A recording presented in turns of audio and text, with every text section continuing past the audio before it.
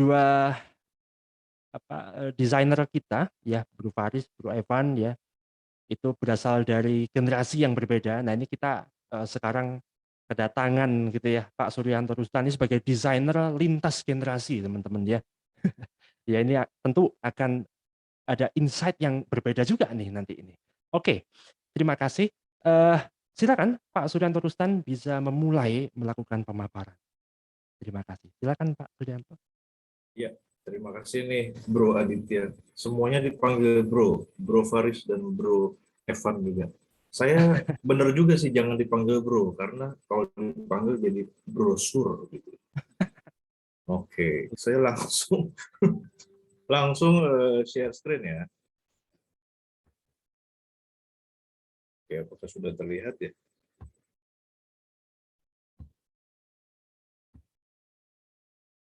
Oke, Sudah tampak. ya sip. Nah, jadi lucunya nih ya, kita kan belum ngobrol nih antara Bro Evan, Bro Arif ya. Tapi lucunya bisa sepikiran lah gitu. Saya akan runut dari sejarah, bukan sejarah sih. Ya dari tahun 2000-an gimana sih perkembangan antara teknologi, terus desain segala macam dan bisnis ya. Tahun 2000-an tuh sorry ini judulnya salah, revolusi. Ini nggak usah dibaca. Dotcom booming tahun 2000, lalu muncullah kita Imex, e-paper, semuanya jadi I. Ini demam I di sini ya. Email asalnya juga dari situ. Terus dari situ mulai YouTube muncul di 2005, ya, belum terkenal waktu itu. Terus muncul FB, Twitter, Envato juga muncul. Nah, di sini mulai sosial media boomingnya sejak YouTube, terus FB, Twitter mulailah ya. iPhone muncul tahun 2007. Nah, di sini nih begitu Envato nih marketplace desain dan kontes desain mulai booming, ya, mulai ada di sini. Terus Android 1 muncul di 2008, 99 Designs juga, ya. Di sini juga sekaligus smartphone sama apps mulai booming karena begitu ada iPhone ya, mulai Android. Tokopedia mulai muncul tahun 2009 ya.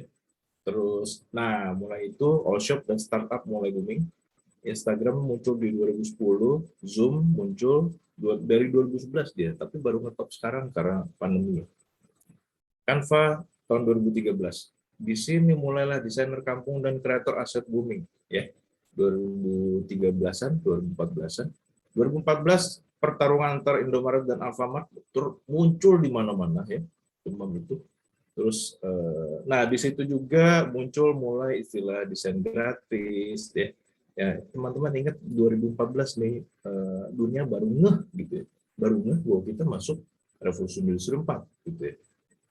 Karena perubahannya udah ini gila-gila nggak kayak dulu lagi, maka ini revolusi disebutnya. Oke, tahun 2015 Gojek NFT mulai muncul di 2015 ya. Digital marketing mulai booming di sini. Ya. WA, TikTok 2016, 2019 5G networks ya. Bersyukur juga 5G networks muncul, sudah muncul. Begitu setelah itu 2020 pandemi. Ya. Tapi NFT baru booming tahun 2019-an di Indonesia, mulai masuk sini. Pandemi dimulai WFH, online shopping booming ya.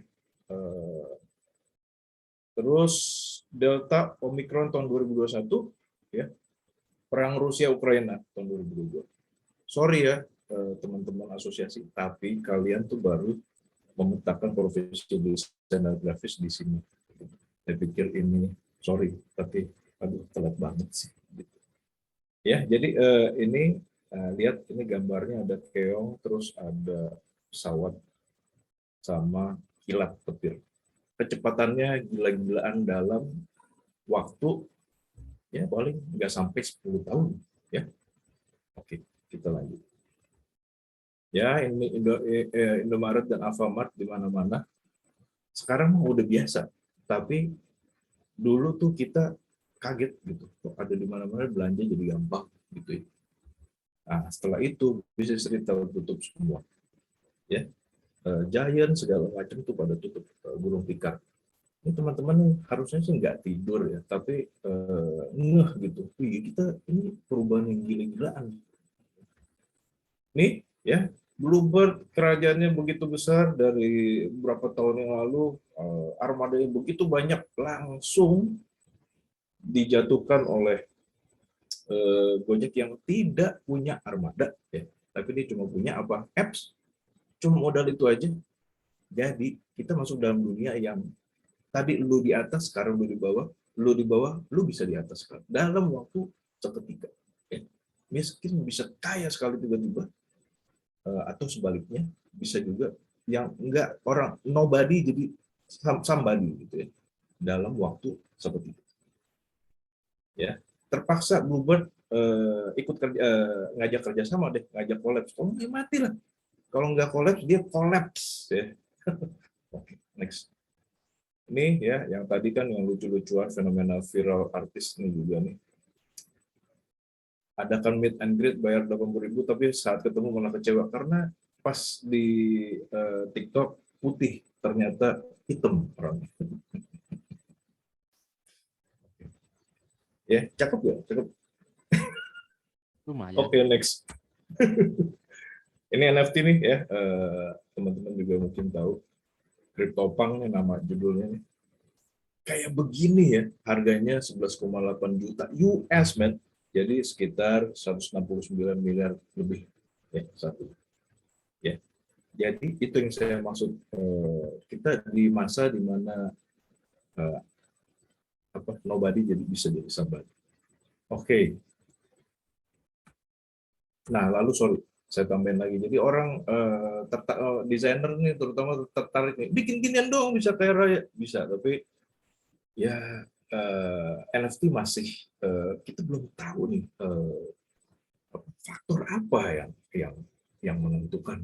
Itu masih jadi perdebatan besar sekali di masyarakat. Oke. Ya, promo gratis desain, free design zaman sekarang ya. Logo murah cuma 80.000 saja. Bisa ditunggu, man. Ya, jadi klien lu di belakang lu nungguin lu ngotak-ngatik desain. Tegang banget. Paling nggak enak jadi begitu. Bukan begitu, Evan, kalau di kantor ada yang ngeliatin di belakang. Ya, kan? Ya, ini zamannya zaman waktu 2014 itu mungkin lebih dari 2017 ya. Baru kemudian tuh kita ngeh bahwa oh iya ada kampung, ada perkampungan desainer isinya. Aku pernah bahkan live in di sana, lurahnya jadi desainer juga gitu. Terus petani segala macam, tukang batu jadi desainer. Itu yang tadi disebut oleh Mas Arief ya.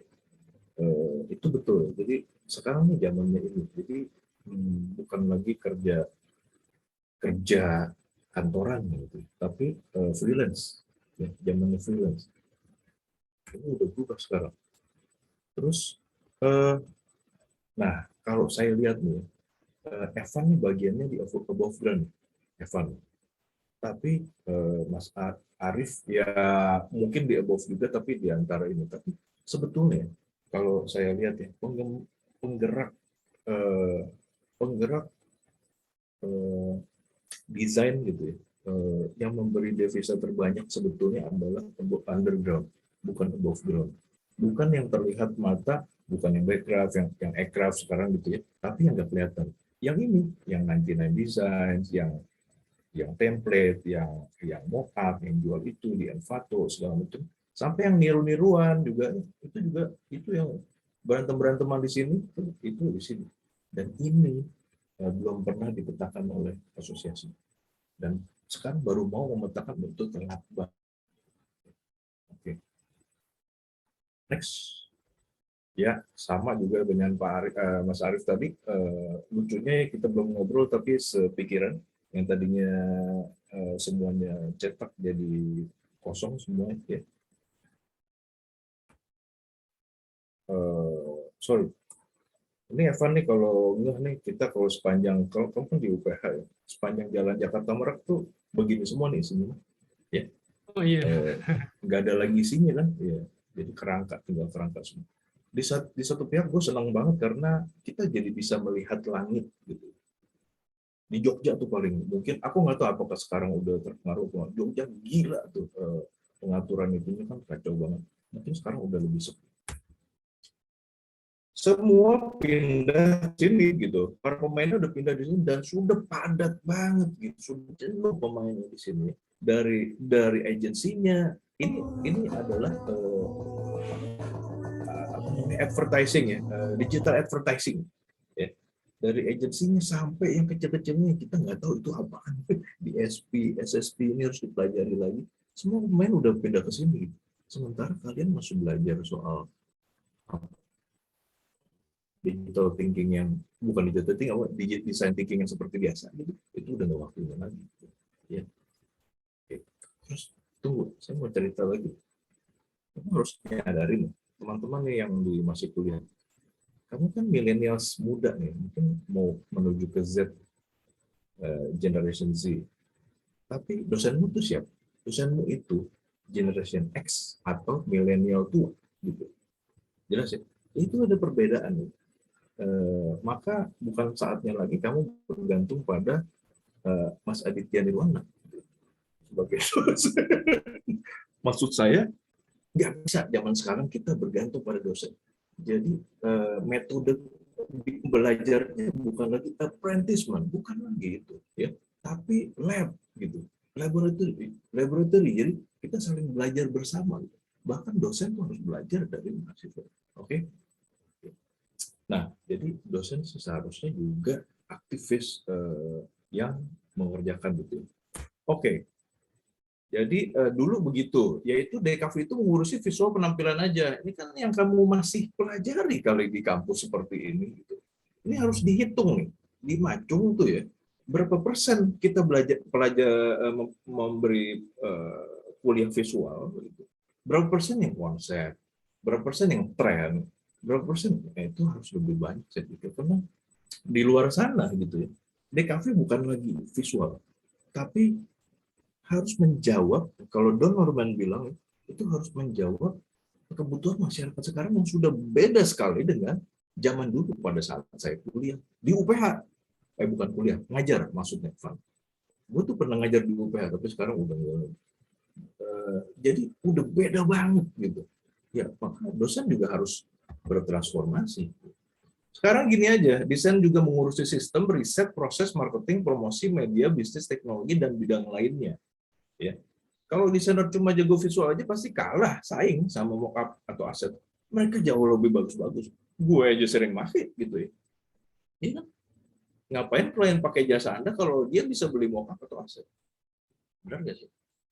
Jadi udah nggak waktunya kita merasa jago. Gue jago gambar. Lo lahir tahun berapa sih? Oke, next. Jadi kreator aset itu haram. Dulu kan kita teriak-teriak gitu kan, ya pada saat mulai itu. Sekarang mah jual aset justru paling survive di tengah pandemi. Coba tuh teman-teman yang di agensi. Sorry, temanku banyak yang di PHK. Berapa orang tahu yang di agensi ya? Entah mau ngapain jadi. Akhirnya apa? Buka shop segala macam. Coba lihat teman-teman yang apa? Jual aset. Sebentar ya. Bentar. Terus sorry.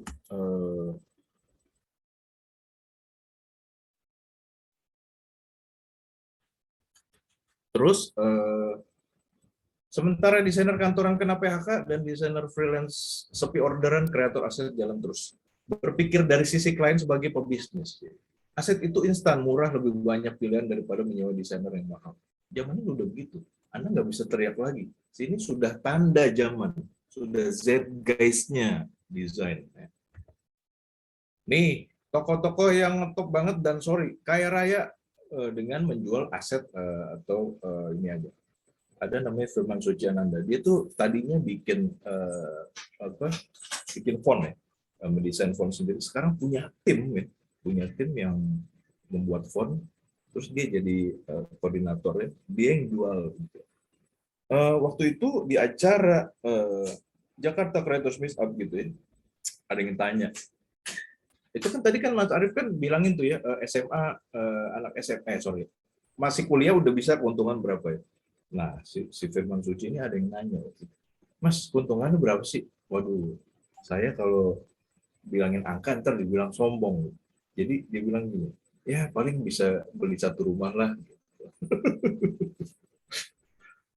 Ya, saya nggak mau ngomong lagi deh. Pokoknya yang berhasil di aset ini udah banyak dan kaya raya banget. Lebih kaya daripada orang yang kerja kantoran jadi desainer gitu ya. In-house designer atau apapun. Chandra Wijaya juga. Dia adalah line sticker designer. Kerjanya cuma bikin stiker lain aja. Tapi kekayaannya luar biasa. Ini jadi apa? Komunitas mereka ini sudah banyak sekali. Satu komunitas itu yang saya tahu ada 40 ribuan orang di seluruh Indonesia. Dan itu makin banyak. Dulu begitu, revolusi industri 4 mematikan puluhan pekerjaan. Sekarang gini aja cara pikirnya, yaitu revolusi industri 4 justru menciptakan ratusan pekerjaan baru. Ya. Ini nih jobs that didn't exist dan 10 sampai 20 tahun yang lalu ya. Ya, kita sih nggak perlu sih jadi misalnya big data analis segala macam, tapi kita deketin ke situ gitu ya. Kita itu menyandarkan diri pada teknologi dan tren saat ini gitu. Persis yang tadi dibilang oleh Evan bahwa kita harus adapt gitu ya, kita harus agile gitu. Jadi enggak gagap dan enggak apa ya, enggak menggabung-gabungkan DKV sebagai visual aja gitu. DKV itu udah sorry jadul banget ya. Itu bukan lagi suatu yang pakem yang harus tetap ada dan gimana gitu. Nyantai aja gitu. Kita itu beda ilmunya sama kedokteran, sama arsitektur gitu. Beda sama ya hukum gitu, beda gitu. Kita ilmunya benar-benar terapan gitu. Kita harus mau berubah gitu. Saatnya DKV udah nggak ada, ya harus terima gitu. Kita tuh cuma terapan kok gitu ya, aplikan ilmunya, bukan ilmu seperti kedokteran. Even kedokteran aja berubah gitu. Kok kita nggak mau berubah? Ya. Jadi tolonglah mahasiswa dan dosen bangun tidur. Lulus kuliah kerja full time di agensi atau perusahaan, ya. Nih, zaman dulu nih periklanan, penerbitan, percetakan, web software, game, film, TV, branding, grafis. Dulu nih begini nih lapangan pekerjaan, ya. Sekarang mah lulus kuliah kerja mandiri dong, ya. Bikin produk unik dan inovatif misalnya, atau sasar sektor niche, ya. Jadi gini, pada saat aku dulu lulus kuliah itu sangat maklum kalau zaman dulu begini aja, itu nggak apa-apa. Itu saran umum dosenku, saran umum dosenku. Zaman sekarang kalau dosen masih menyarankan orang untuk bekerja di bidang-bidang yang ini, yang sebelah kiri ini, sorry, dia tuh ketinggalan zaman. Zaman sekarang tuh kita harus freelance, kita harus kerja mandiri, ya. Kita nggak bisa lagi, sudah terbukti di pandemi kita nggak bisa bergantung lagi pada perusahaan, ya. Sasar sektor niche. Sejak pandemi komunitas tambah banyak nih. Ada gamers, ada anak K-pop, anak motor, anak goes, anak lari, anak camping, anak kebun, anak kucing, anak anjing, dan lain-lain. Maksudnya bukan anak kucing, anak anjing, tapi anak yang komunitas seneng kucing, seneng anjing. Deketin, bikinin desainnya misalnya, contoh kayak gitulah, ya. Nggak susah kok, nggak susah. Ya. Anak kebun juga nih, makin banyak yang seneng berkebun, ya. Seperti Bung Aditya tuh, dia sekarang senang nanam sayur lah misalnya. Gitu. Anak camping, nah ya, anak lari, deketin aja. Terus berpikirlah transmedia, bikin karakter, bikin cerita, kembangkan jadi komik, novel, buku ilustrasi, animasi, film, figurin, apparel, merchandise, dan lain-lain. Terakhir adalah aku nggak bisa gambar, modal dari mana? Kolaborasi lah zamannya sekarang, benar nggak sih? Ya, tadi udah disebut tuh oleh Bro Evan kalau nggak salah, atau Mas Arief udah nyebut juga ya. Kolaborasi lah. Cari orang yang memang kerjaannya bikin apa helm misalnya, ya. Kita bikin desainnya, udah dia produksi aja terus gitu. Kerja sama. Nggak usah pakai modal gede juga bisa. Yang penting kreatif. Contohnya kayak gini. Bikin produk unik dan kreatif ya. Nih, ini laku berat. Ini di Amazon. Ini cuma gue cari di Amazon aja nih beberapa contoh doang. Ya. Ini kalau celana kan sering kesempitan ya lama-lama. Apalagi lu di rumah makan terus, tapi nggak olahraga. Maka pakai ginian, maka jadi tetap hemat, bisa dipakai celananya, tapi perut aman. Ini pewarna kuku ya. Kalau sering tumpah karena susah dua tangan, jadi pakai satu tangannya bisa. Yang satu dipakai seperti cincin gini. Inovatif banget nih. Ya. Atau ngopi snacknya di gelasnya juga ya. Tapi kopinya jadi dikit sih. Oke, next. Ini saya dulu pernah nugasin mahasiswa ya untuk bikin produk. Ini anting-anting pakai itu loh, apa boneka-boneka yang untuk arsitektur yang kecil-kecil dicat lagi dirapiin jadi anting. Ini kayak gini nih ya. Namanya manekin. Atau ini yang helm glow in the dark ya. Dia kerjasama sama tukang helm produksinya gitu. Terus Refuto ini keren lagi nih ya. Ini benar-benar tanpa modal, cuma bikin patch doang, patch yang lucu-lucuan ini. Tapi kainnya ini nih bahannya dari si pembeli ya, si pemesan. Jadi celana bekas, baju bekas biasa tuh kalau cewek tuh masih sayang gitu sama bajunya, maka kasih kirim ke Refuto dibikinin jadi casing laptop, casing gadget apapun gitu ya, ditempelin patch-nya jadi keren dan bisa dipakai terus. Ini selain ada nilai bisnisnya juga apanya ekologinya ya. Jadi pikirin produk-produk yang seperti itu. Nih, ini yang jelas berhasil ya. Ini nightex.id, nggak tahu kamu tahu apa enggak ya. Ini dulu bekas mahasiswa juga ya, yang di daerah Grogol mahasiswanya. Nah, ini dia bikin teks sampai di gampang caranya, nggak usah di apa, nggak usah beli endorse segala macam, kirimin itu selebritis ya, pasti suka ya, kayak si Chico Jericho ya, atau si Rio Dewanto ini ya. Langsung ngetop udah banyak yang mesen. Sekarang dia bikin untuk suatu partai banyak sekali dan dia full timer sekarang di situ dan bisa hidup dari situ gitu ya. Kerjanya udah marketingin, produksi segala macam ya. Ini juga nih yang jago ilustrasi, jangan cuma bikin ilustrasi gitu aja tapi deketin yang tadi sektor niche ya. Contohnya ini adalah penggemar K-pop ya. Aduh, lu bikin kipas, lu bikin stiker apa aja juga diembat, pokoknya langsung habis, keras, ya, laku keras gitu. Ya, fansnya tuh fanatik banget gitu ya. Gamers juga ya, fanatik banget. Ya. Nah, jadi apalagi kalau bisa ilustrasi, udah gambarin, commission aja udah laku banget. Nah, si Grammy ini malah sampai bikin produk sendiri yaitu buku ya, buku fun fiction ya istilahnya. Jadi buku paket-paket buku ini laku keras ya. Dia mau produksi berapa aja laku sampai gue aja beli gitu. Gue bukannya ngefans ke K-popnya, udah tua gini udah nggak pantas kayak gitu. Jadi itu untuk koleksi aja, untuk contoh ke mahasiswa. Ya, ini laku keras ya, habis langsung ludes. Jadi udah pasti berhasil lah gitu.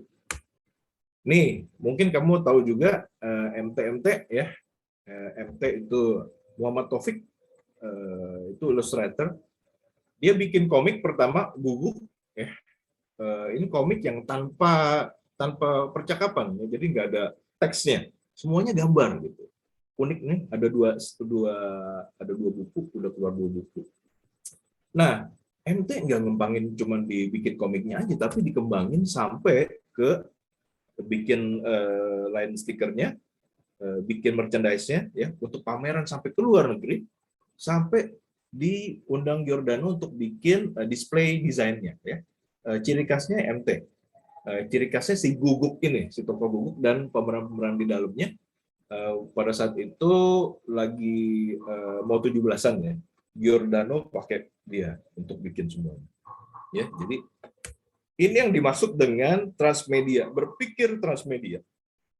Jadi punya karakter, punya kisah, langsung bikin macam-macam. Juga contoh Sepiring Indonesia, yang contoh yang udah berhasil nih, ya. Kamu bahkan ini bukan cerita ya, bukan kisah, tapi dia ilustrasinya bagus, terus diterapin kemana-mana, sampai ke buku, sampai ke kain, sampai ke gelas, tempat makan. Ini kelas atas loh, jadi high level ya dijual. Harganya nggak murah dan laku keras itu. Karena apa? Lucu, satu sistem kalau di desain, satu desain. Oke, jadi bisa bikin seperti ini. Nah, apa saya nggak punya modal Pak, gelasnya gini ini mesti beli apaan, beli. Kolaborasi itu adalah kunci ya di masa sekarang ini. Juga ini, mungkin kamu tahu juga ya, bahwa Sastra Lebut ini adalah buku awalnya dibuat seperti ini. Isinya apa tuh masuk? Tokoh-tokoh setan-setan Indonesia.